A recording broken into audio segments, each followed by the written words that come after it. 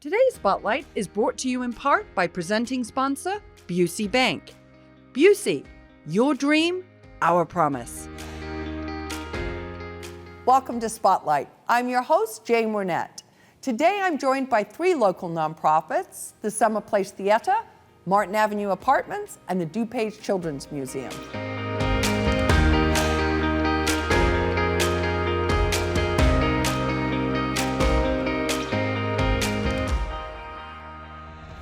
You're watching Spotlight, and joining me now from the Summer Place Theater is Matt Whalen. Welcome to the show, Matt. Thanks for having me. Yeah, so, El Presidente, you have now become the board president for Summer Place Theater, so congratulations first on that.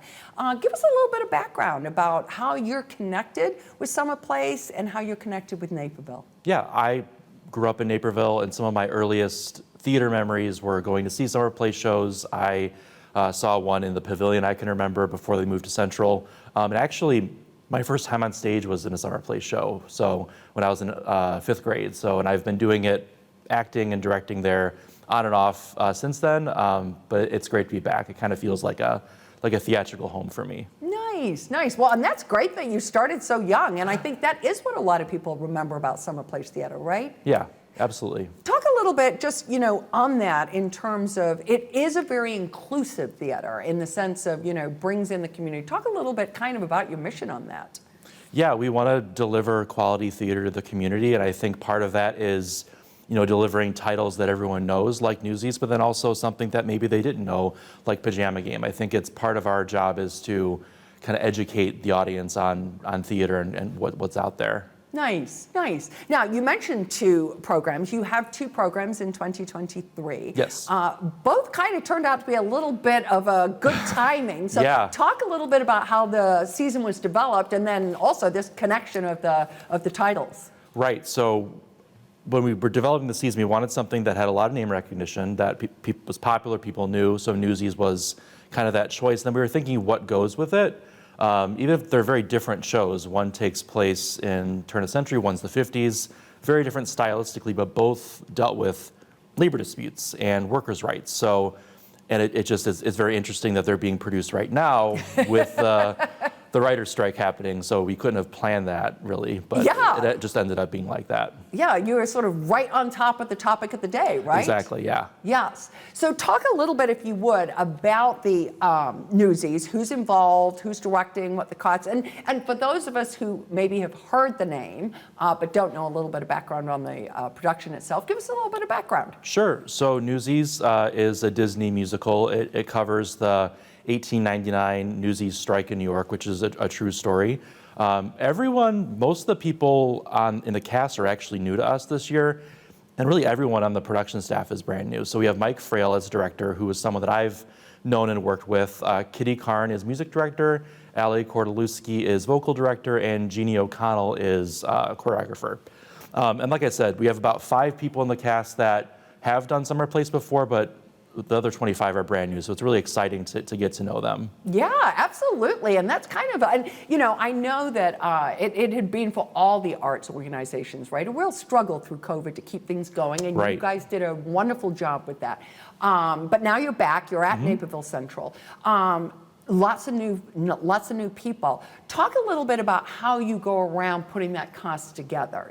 Is it sort of open call? How does that work? How did you get involved? Right. So it is open call. So we usually get appointments, but we will open it to anyone. And so we saw, I think, about 100 sign up for Newsies for a 30-person cast. So it was a lot of hard decisions, but a lot of talent. It was really cool to see. Yeah, that must have been. And what's the age range that you got in this production? I would say it's average age, college age. They're playing teenagers, but they're a little bit older than that. But we have some adults as well. But a lot of college age kids. Yeah, and did they normally, when you put these casts together, I'm always curious, because they always seem like they've known each other for years on stage, which is probably part of the acting, but have a lot of them known each other before they come into this production? I think some do. A lot of them are new, but what's really nice is, especially with this age group, you see friendships develop, and I think that's really fun. We're seeing it already. I think with they're very excited to be there, so it's really nice to see that. But a lot of them did know each other beforehand. Okay. Now, you're the president of the board. Are you also in the show? I'm not in the show now. Okay, you've kind of taken a step back on Yep. that. Okay, all right. You're president of the board. Talk a little bit, if you would, about your board. So describe how that kind of works for you with Summer Place Theater, because you're new, so how is that going? Yeah, so we had Don Gingold was leading us for a long time. He retired last year, and with him, 3 others left, and we had 5 join. So we have a lot of new people. Okay. We have some that are still have been around and are very helpful, but it does feel like there's a resurgence and a refresh of us, and we're all excited to be there. We're kind of, hitting the ground running with this season and excited about next season as well. It's kind of like straight into the deep end of the pool, Exactly, right? yeah. So talk a little bit about what will be next for Summer Place Theater, because you've got these 2, one that you've already done, and Newsies that's coming up. So what's next for you? Yeah, so we have Ghost Stories in the Park in the Dark in October, and then next year we are figuring that out. We are finalizing our decisions for the next shows, and we should be able to announce those before Newsies closes. Okay, Yeah. oh, that's exciting. Yep. And will anything be different with Ghost Stories in the Park? Talk a little bit about that for maybe people who haven't done that, because you've got kind of this whole new group of kids who are kind of coming out of their houses now and who've got things to do. Yeah, so I'm going to try to keep it the same. We are still looking for a director for that, but it's going to be a great time.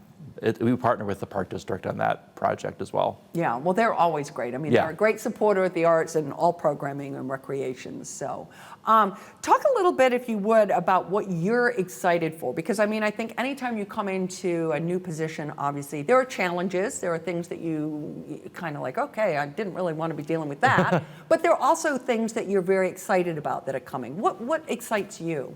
Yeah, I think it's, as a board, we're delivering experiences to people. So the audience, we're delivering that theatrical experience, that memory.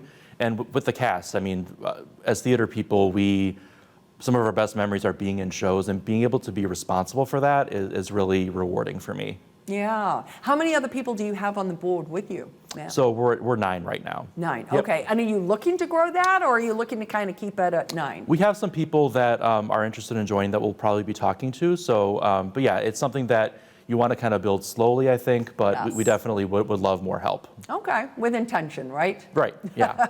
Now, last couple of questions. In terms of the theater over at Naperville Central, how many people can fit in there? 900. but, 900. yeah. So, and tickets are on sale now for Newsies. Yep. Yes, and how much are they? They are $20 if you buy them early. We also have discounts for seniors and students, but at the door they should be $23. So Okay. get them early. Gosh, that's a great night out with some really good theater, right? Yeah. Yes, and how many shows will you be doing? 9. So we open July 21st, and then we run for 3 weekends. That's awesome. Yep. That's awesome. Well, listen, thank you so much for coming by, and we wish you all the best, not only in your new presidency, but with this season. It's so lovely to have the arts back in town. Thank you so much for having me. Absolutely. And if you're interested in learning more about Summer Place Theater, please go and visit their website. We're going to take a quick break, but stay tuned. We're coming right back with more Spotlight.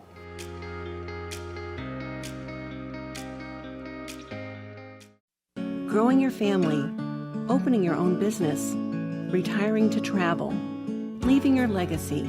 At Busey Bank, we know there's a lot to look forward to and a lot of planning along the way. Celebrate your life's milestones by putting your money to work. Busey Bank, building business, growing wealth since 1868. Proud to be the official bank of the Fighting Illini. Member FDIC.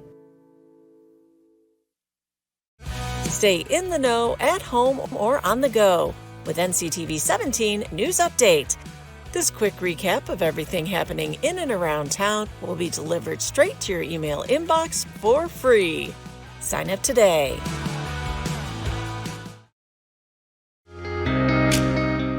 If you're just tuning in, you're watching Spotlight. I'm your host, Jane Wernette, and joining me now from Martin Avenue Apartments is Mary Curbs and John Schillerstrom. So nice to have you both on the show. Thanks, Jane. Absolutely. Mary, let's start with you as the executive director. Talk a little bit about Martin Avenue Apartments and what makes it such a model for senior communities. Yeah, thanks.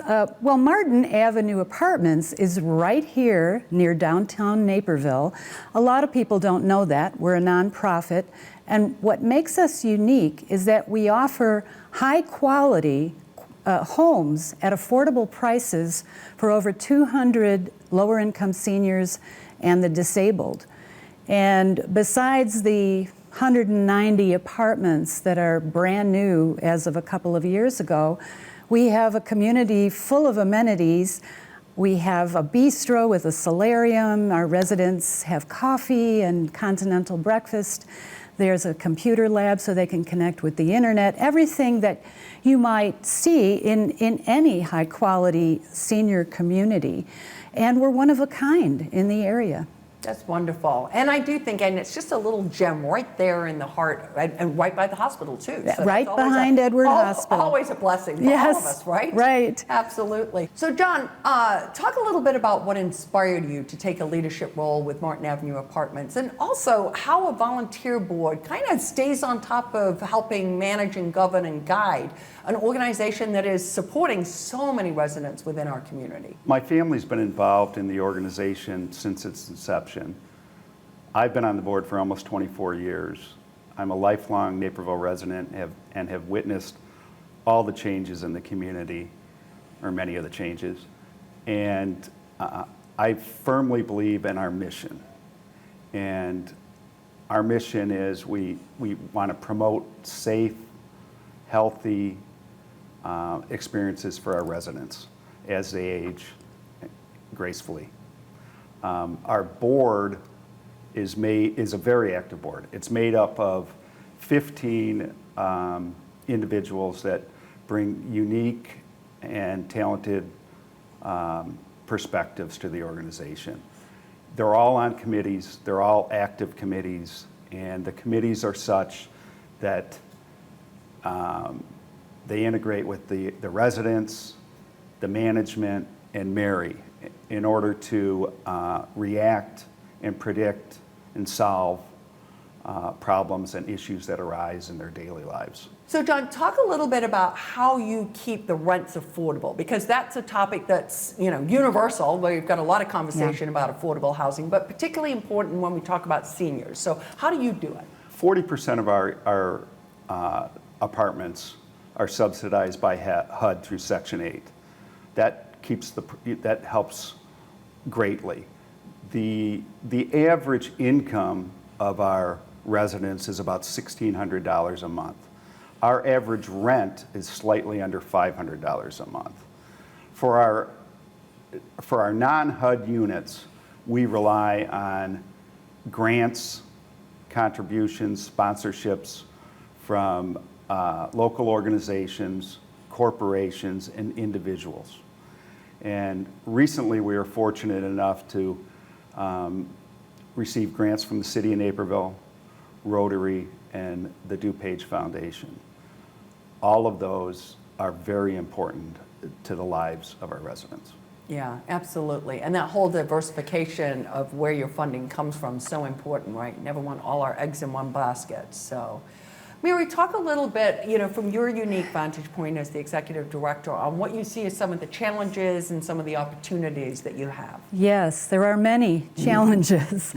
Well, we're independent. We're an independent community.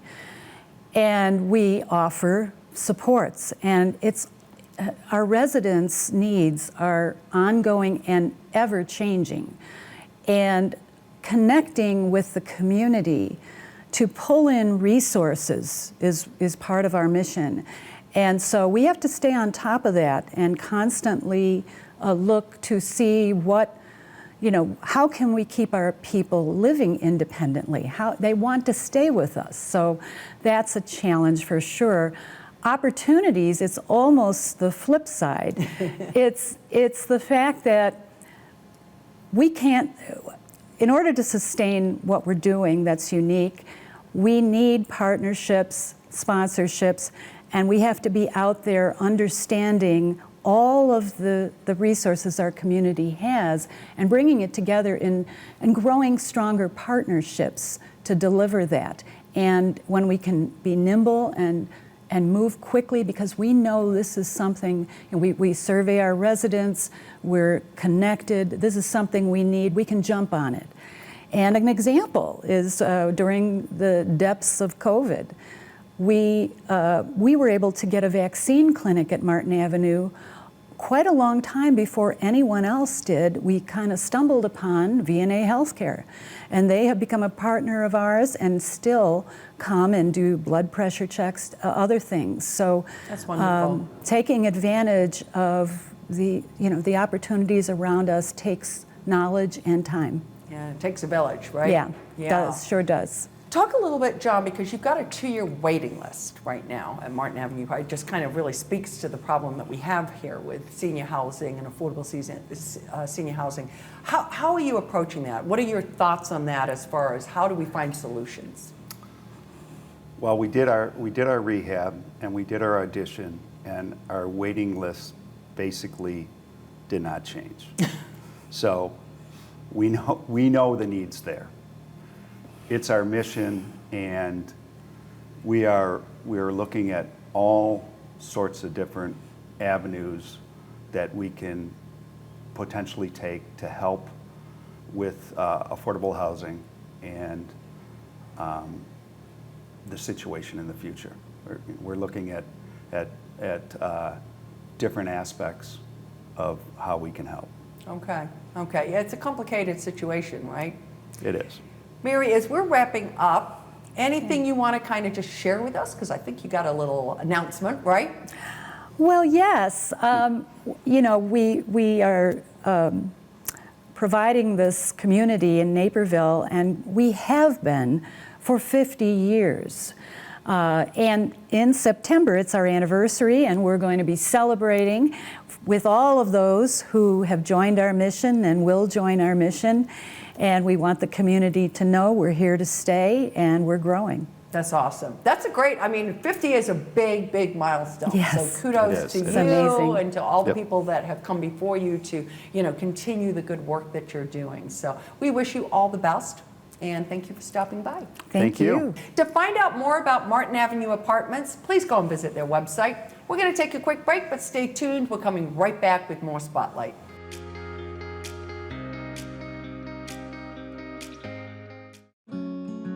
Busey Bank is proud to partner in building business and growing wealth since 1868.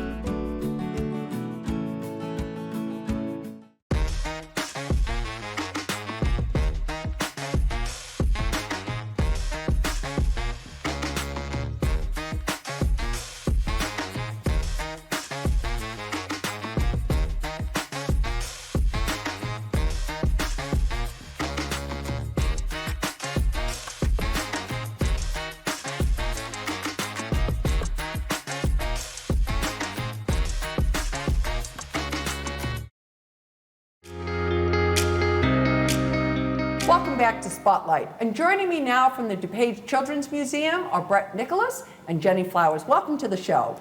Thank you for having us. We're thrilled to be here. And I want to start out with one of the things that I think you have a lot of intention around is the whole concept of barrier reduction and access building. So explain what that means. Sure.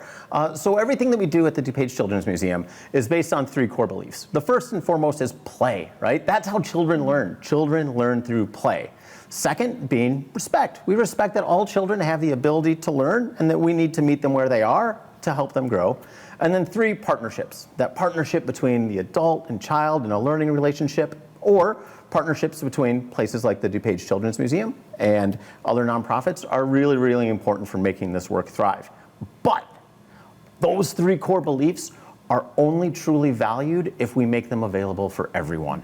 And so that's what access and barrier reduction is all about. So one of the things we've been focusing on a lot at the DuPage Children's Museum is in the last year is how do we reach out to those people that think a museum isn't a place for them and their family? How do we reach those folks that don't even know that we're here?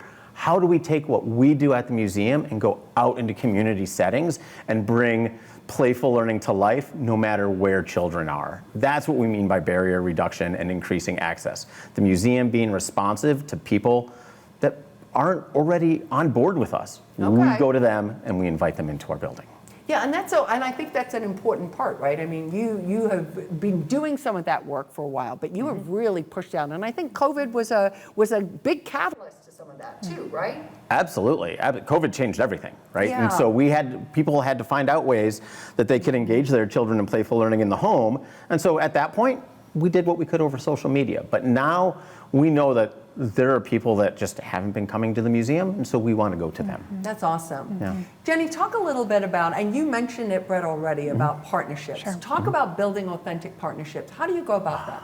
Yeah, absolutely. Just to pick up a little bit of a thread that Brett was mentioning, we play a really critical role in the learning ecosystem of our community. And so what I mean by that is, if you think about all the places where children learn and are, whether that's a school or a library or a community center or a museum, those places should be intentionally connected and be able to support that child to the best of so that they can grow and thrive to the best of their ability.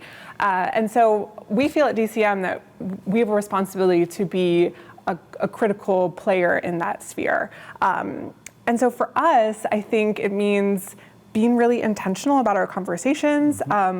We try to listen and learn first before deciding sort of this is going to be this main program. I think a lot of times museums make the mistake of going to a community and saying, we have this thing fully developed, don't you want to do it? Don't you love it? Don't you love it? Yeah. Don't you love it? And we realize that, we need to respect the strengths and the needs of each community. And so we do that by having an authentic conversation and being open to what we're hearing, and then let's create something together. Our Wonder Club program is a really great example of that. It's an opportunity for community partners to build their own capacity to deliver high quality STEAM, science, technology, engineering, art, and math learning experiences for children that are already at their organizations. So whether that's a library or a school, we partner with several hospitals, and we actually developed the program together. We had a great meeting where we sat down and listened and learned, and from that is this really incredible program where we're making a huge impact alongside our partners. And so it's really exciting. I think we're really taking a novel approach to partnership building. Yeah, I think that's wonderful. It kind of reminds me, takes me back to something I worked on about 20 years ago, but it was like the traps, gaps, and overlaps, right? Let's amplify the efforts that we're all doing as opposed to doubling up, duplicating, or trying to shove our thought into some other square peg into a round hole. Absolutely. Yeah, that's great. Now, you've talked a lot about play and playful learning. Is that appropriate in all settings? One of the things. Tell me why. I love that. Let's play. Absolutely. One of the things that I have learned since joining DuPage Children's Museum is that we take play extremely seriously. It's really the work of childhood. And so when we talk about playful learning, play is learning. As children play, they are exercising their critical thinking skills, they are innovating and iterating, they're learning how to navigate social emotional connections with other people. And so play is, I think, the foundation of curiosity and wonder, and we let it really lead our way. Yeah. So with that, give a little bit of the science behind that, because you've talked a little bit about the importance of it, but there's science to this too, right? Yeah, and so it has to do a lot with just the science of learning, right? People learn best when what they're doing is relevant to them, right? So, and that means it's important to them. Well, what's important to a 6-month-old? What's important to a 2-year-old, to a 5-year-old, to an 8-year-old? Having fun, right? And that's what play is. And so from birth all the way through childhood, what you're doing through play is establishing a relationship with a child around something that is incredibly relevant to them, and they're invested in it. And if they're invested in it, then all those brain neurons start connecting, those new neurological pathways start forming. So whether it is something as simple as building a tower of blocks with a 8-month-old and then knocking them down, well, guess what? That's going to be very fun. But at the same time, that child is learning through this very fun thing that just seems like blocks and stacking about, well, if you were using language like, let's put this block on top, let's put another block on top. Now you're using math language. It may not seem like it, but things like top and bottom, above, below, big, smaller, all those kinds of relational verbiage, that's early math. That is math for an 8-month-old. And so the other thing that's happening as you're building towers and having fun and doing something that's relevant with the child is you're building a strong personal relationship. If you're actively using words, if you're vocalizing the play that's happening, you're increasing vocabulary. The child is hearing more words. They're having new experiences, and all through something that is relevant to them. Yeah. It's fun. And guess what? Even if you spent the last 60 years in the corporate world not playing, you can remember how to do it. Spend some time with it's like riding a bike. Get down on the floor with a ball with a bunch of blocks, start playing, and just let the child lead the way, but to support what they're doing, and you're playing. Yeah. And that relationship is just as important as anything else that happens with early math language or experiencing the world. And Yeah, I'm going to take that. I got a brand new grandson, so I'm going to take that thought process and have fun. Just have fun. And be there, be present. Yeah, I think that's so true. Yeah. Talk a little bit as we wrap up here, Jenny, if you would, about just kind of how we can have an assurance, because the DuPage Children's Museum has been there for a long time, but it doesn't manage itself. It doesn't just stay there by itself. So how can responsible adults ensure that it continues and other people continue to have access to it? Absolutely. I mean, I think, one, just embrace the power of play. I think adults in children's lives play with them. So I think just living that, I think, is really critical. And also, come to your museum, support us if you're able to.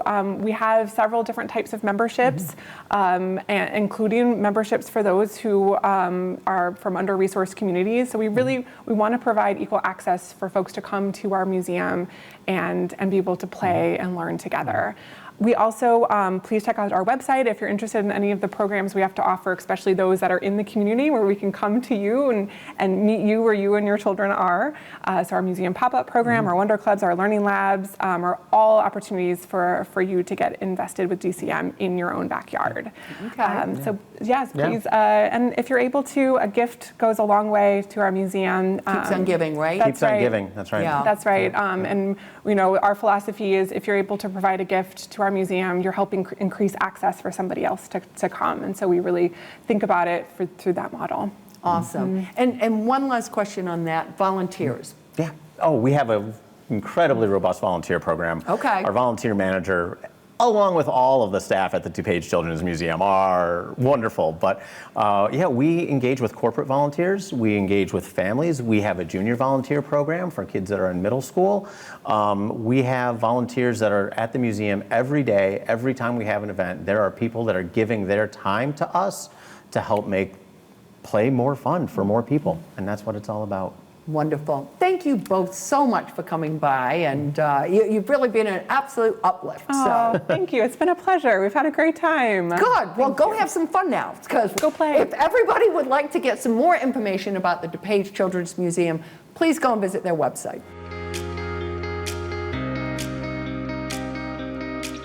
I'd like to thank all of my guests for joining us on Spotlight, and our friends at Busey Bank for their generous sponsorship of today's show. To learn more about the organizations featured on this episode, please go and visit our website at nctv17.org. And to stay informed about what's happening in our community, sign up to receive our daily news update and follow us on social media. For Spotlight, I'm Jane Wernette. Thank you for watching. Today's Spotlight is brought to you in part by presenting sponsor, Busey Bank. Busey, your dream, our promise.